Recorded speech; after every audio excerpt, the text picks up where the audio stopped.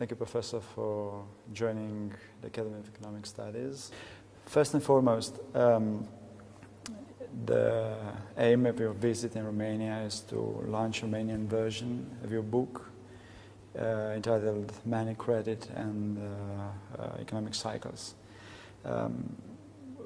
Around here in the Academy of Economic Studies, we have lots of books dealing with problems related to money, credit markets, and economic cycles. And what's so particular about your book? Well, it's very easy. The book has been written under on the tradition of the Austrian School of Economics. So the book is also following a multidisciplinary approach to the problem, and you can find a legal analysis of the bank deposit contract and the requirement on any demand deposit of any fungible good of the 100% reserve.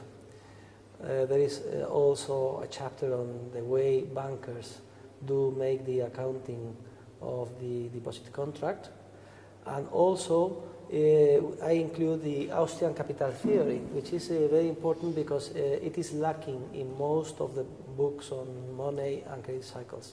Capital theory is the bridge that explains the connection between the monetary side of the economy and the real side of investment projects.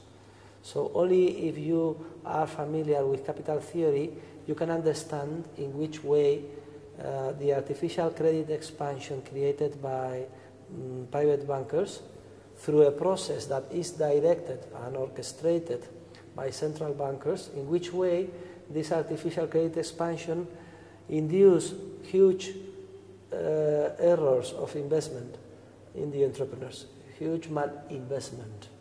Because the entrepreneurs will receive a lot of purchasing power in the way of new credits that are a creation of the banking system, but that are not backed by a true prior genuine savings of the citizens. So entrepreneurs receive this signal and they begin to invest as if real savings have increased in the economy, when in fact this has not the case.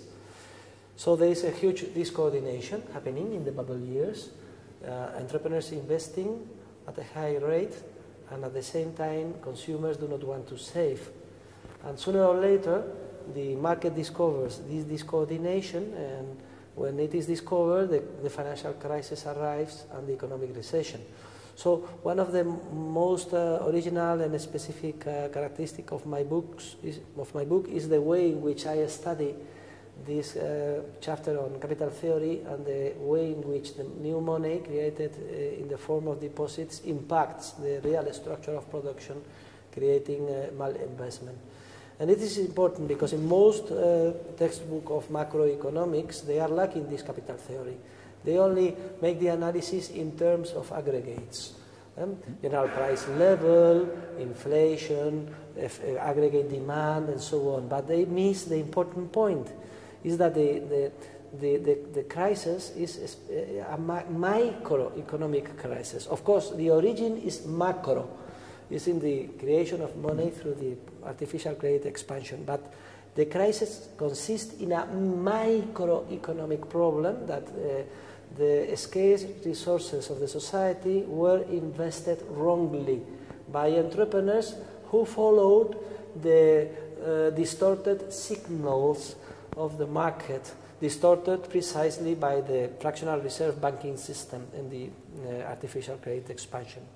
And then finally, another special aspect of my book is the strong importance I give to the historical studies of the evolution of the banking industry, the role of the Bildungsbank Act that correctly diagnosed the problem, but unfortunately in those days, in the first third of the 19th century, it was forgotten that the demand deposits have the same role exactly as banknotes.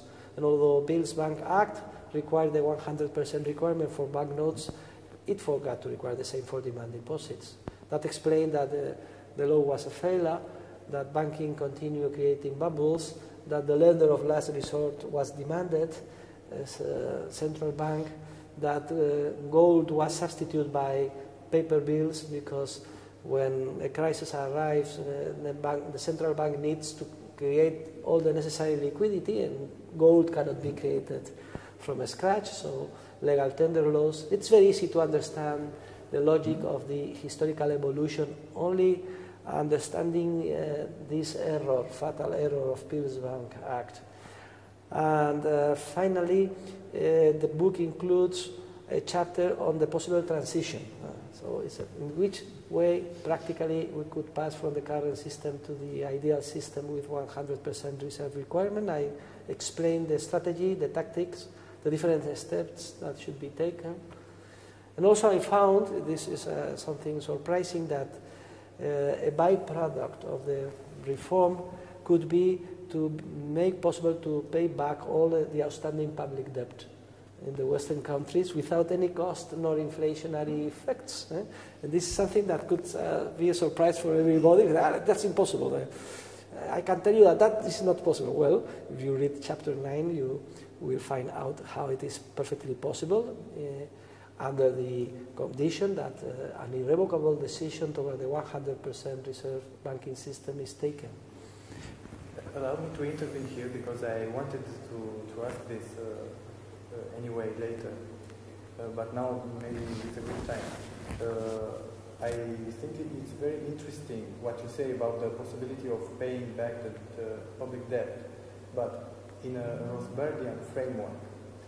Is it ethical to pay back the public debt? Because for me, the question would be similar to, is it ethical to pay, for example, the creditors of the mafia? Well, you say, yeah, it's an interesting ethical question. When Murray Rothbard discusses the transition to the 100% reserve banking system, he only proposes to give the new money, printed banknotes, to the private bankers as a gift. I think from the ethical point of view, it's even worse to give a gift to the private bankers that have been, let us say, robbing the citizenry for generations.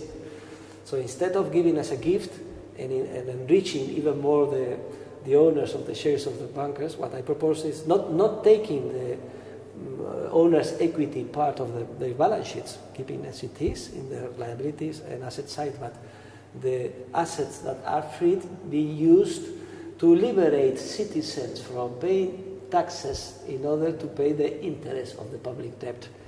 So although admitting the possible ethical problems you are mentioning, I think that at the end I propose this solution.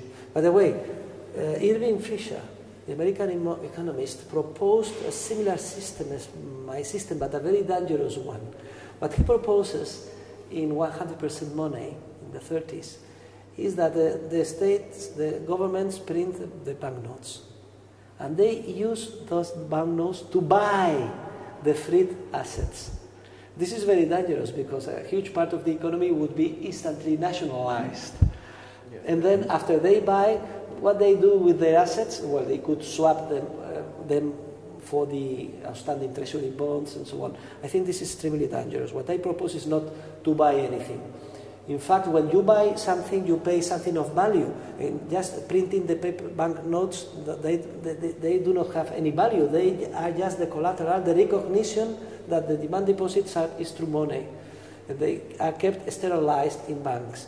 And the freed assets, what I propose is to be included in mutual funds and the corresponding units be swapped by the outstanding treasury bonds. From the political point of view, this is the moment to present this reform. Imagine that the Irish government realizes that they can solve that problem all at once if the reform is. Well, they have a problem, the Irish government, because they are inside the euro. That would require the agreement of all the countries of the Euro Union, which is quite complicated, as a matter of fact. But England, the United Kingdom can do that alone. No? Yes, I agree with the political expediency of the reform. But you have your doubts regarding the ethical. My comment I understand that. Very philosophical, ethical, atemporal. Yeah, you are right. You are right. You are right, and you are a purist, and I try to be a purist also. In all my scholarly articles and books and so on, I always make the research and try to explain the ideal model. But I think it's also of value to try to present and develop a suitable transitional system. Of course, that there are many ways to go to Rome. That when you leave pure economic theory and you begin to develop a transitional process, you can receive much more criticism from the ethical point of view, from the point of view of theory. But even as accepting that, I think it has some value to include what, in my opinion, would be, considering the current situation, the best way to approach the ideal. And this is what I have done, for instance, regarding the privatization of social security in my different works, and now regarding the transition to the ideal international monetary system. Professor De Soto, you described a mechanism which is quite ubiquitous in the world, fractional reserve banking, and the way the central banks are dealing with the monetary policies are not different from many areas in the world. What happened to have so much experiences in this global crisis, which are very different in degrees? Which is the factor that made a difference? Well, it's difficult to say. It's a kind of historical judgment. We live in a globalized world. The artificial credit expansion was made global, especially through the worldwide effect of the American Federal Reserve. The Europeans committed also grave errors, but not so huge as the Americans. At the same time, in Europe, the situation is different from the periphery and the central of Europe. As I explained before, well, the emerging economies, especially China and India, they have real reasons for the improvement, but over this positive effect, it was the other negative effect. So it's little what you can theorize about that. You cannot tell a priori where the wrong investments are. This must be discovered by the market. Probably in the margin, in everywhere there are malinvestments, but of course probably they are much more important in the States, in the periphery of Europe, in Scandinavian countries also suffer a lot, Denmark and so on. There is a different study about that. What is happening in the eastern part of Europe? What about Russia? We didn't speak about Russia and their strange system of capitalism. With the K word, capitalism with K. But probably the case of China and India. Do not forget about India. Right? So the Indian people, very well educated. There are 300 million middle class families in India, very dynamic from the entrepreneurial point of view, and another 800 million people that want to be incorporated in that. So after the fall of the Berlin Wall, almost half of the population of the world has been included in the free market. And this has been something wonderful. But at the same time, this has been fueled with artificial credit expansion. So the two effects are together. From this point of view, this historical situation is unique in the history of humankind and surprising.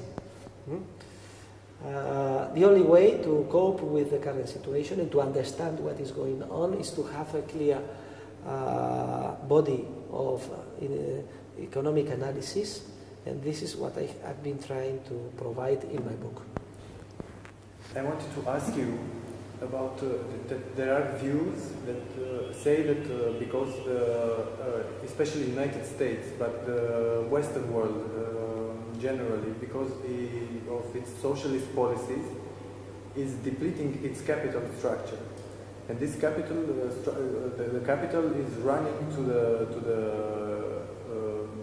countries like China and others in Asia. And they say that these economies are going to grow, and the others are going to go to a state of destitution. Just and what is your opinion on this? Well, I have mixed ideas on that, because the only very rich countries can afford the welfare state. For instance, the kind of and the quality of capital accumulated in the German economy is huge and very well invested. The productivity is very large, so they can afford a welfare state. Even if the level of the welfare state is greater in Germany than in Spain, relatively speaking, the productivity is much higher in Germany. They have more space for the free market. That's one possible explanation for this so surprising recovery of the German economy. But of course, there is this tension always. This tension in France, for instance, no? That they realize in France that they are losing, momentum regarding other countries that with more have been more brave restructuring the welfare state, including the Germans. And precisely for that they have these social tensions now. Because in the globalized world, you are entirely right, immediately the competition of the emerging economies, it's very efficient. You take a plane, in just a few hours you are in China or in Romania and deciding to buy buildings or to build buildings. And that's the good thing of the free market, that there is a process pushed by the force of entrepreneurship to find out the best solution in every situation. And this is, of course, putting a limit to the bad effects in the growth of the welfare state and the promises that politicians do to citizens, and so on and so forth. The best life insurance of liberty is, of course, not only principles, honesty, but the free market. Professor De Soto, one of your pleadings drew my attention particularly. You said that euro currency was some sort of redemption for Spain, and this image is also at great price in Romania, where at least entrepreneurial class or a business environment asks very, very strongly authorities to accelerate the pace towards the adoption of the single currency. But do you think that the single currency is a stable product in itself, or is a very some sort of redemption with a very short maturity?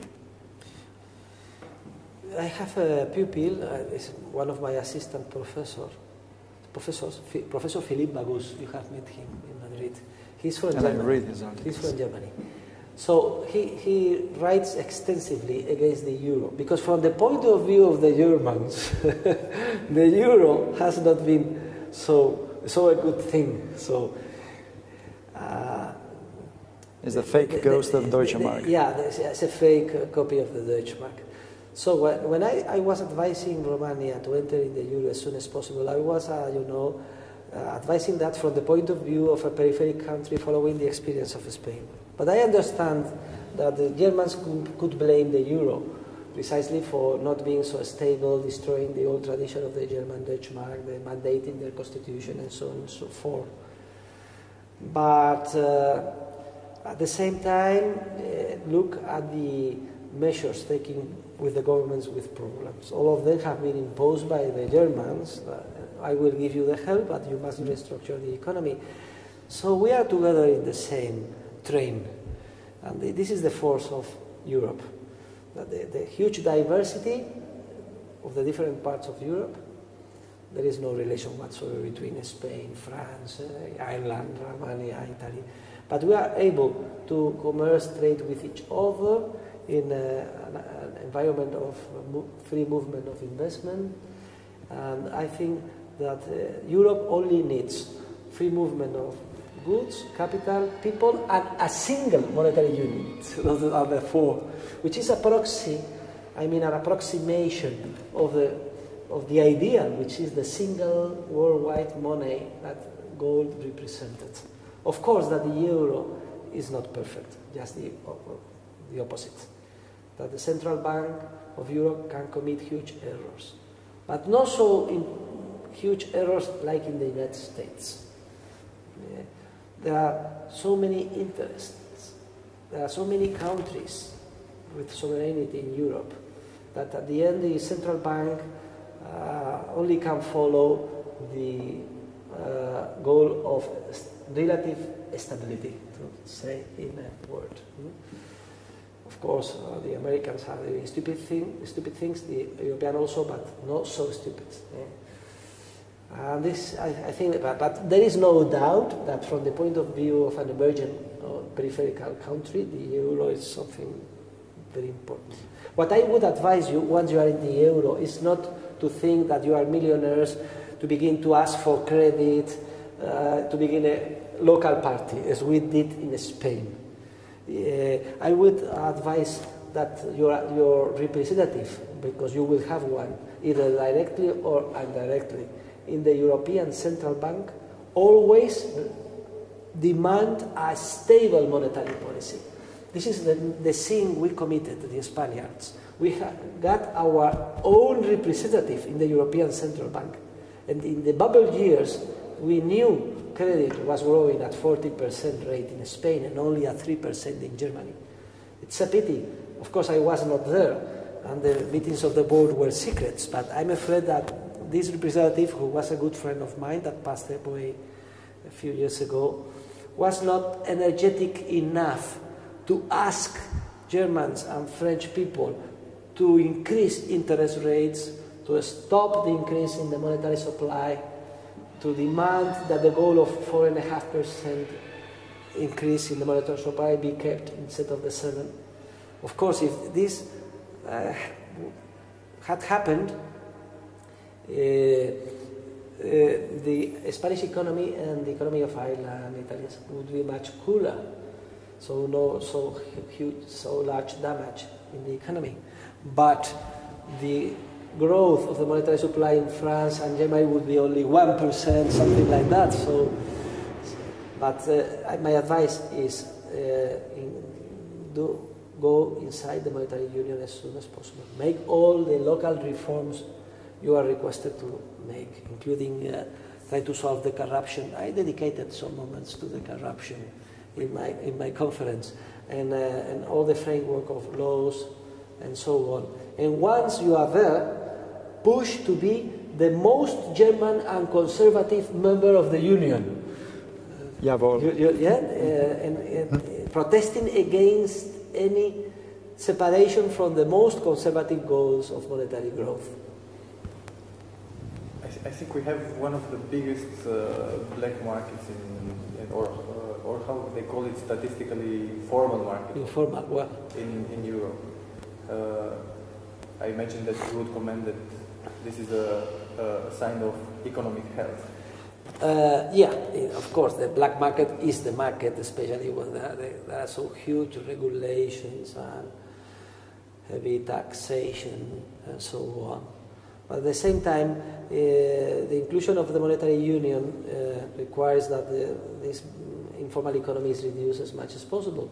The only way that you reach both objectives is to decrease inside your country the level of regulation, the level of corruption, the decreased taxes, so that black economy is not needed anymore. Only for the drug traffics, prostitutes, and so on. And this is what also was done in Spain in a way. It was not needed simply. Once the economy was opened, that you were free to open a business in a reasonable environment and so on, the black market decreased dramatically. Which were your main advices for some people who aim to modernize the economy of a country like Romania, who was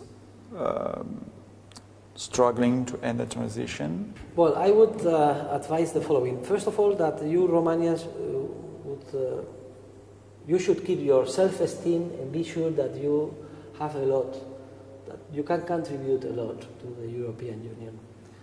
My recommendation would be to every Romanian to try to do his or her best in every job, because I think you have huge potential competitive advantages in Romania that you can contribute to the rest of the partners of the European Union. You just entered 2-3 years ago.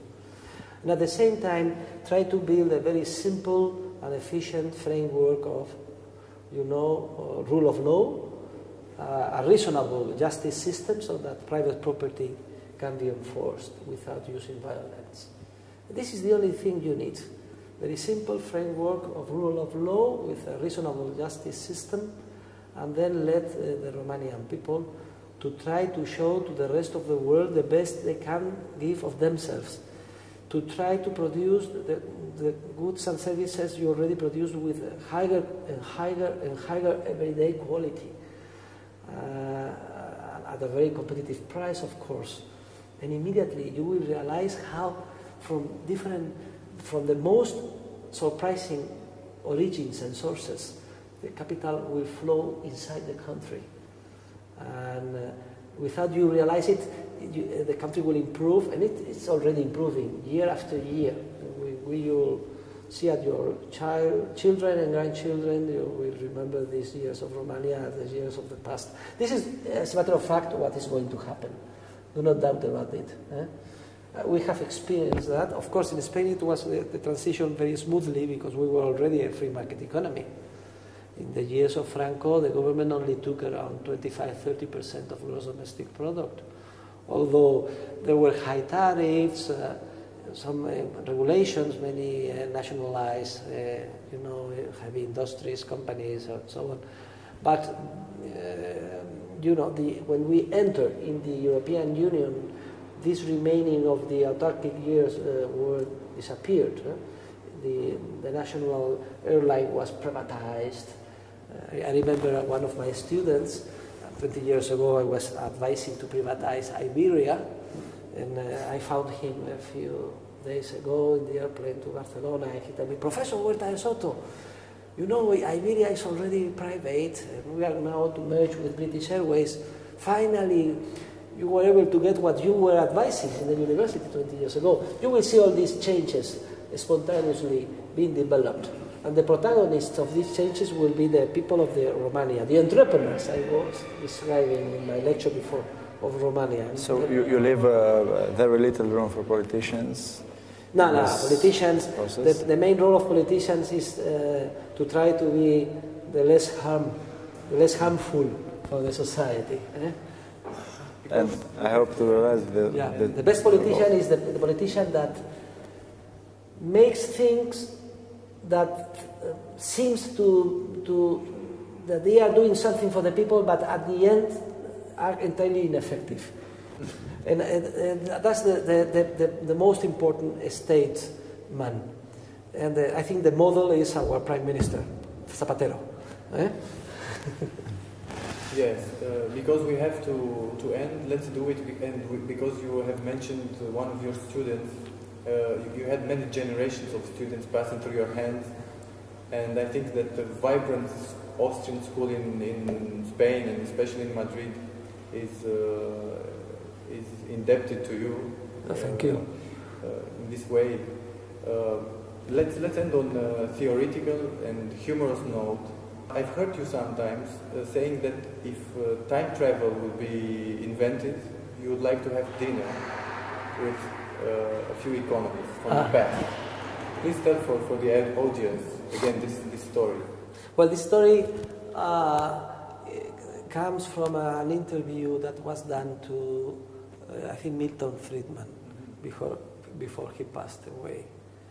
And he was asked with whom economists of the past he would like to have a dinner. He was surprised because he answered he would like to have dinner with Adam Smith, to have dinner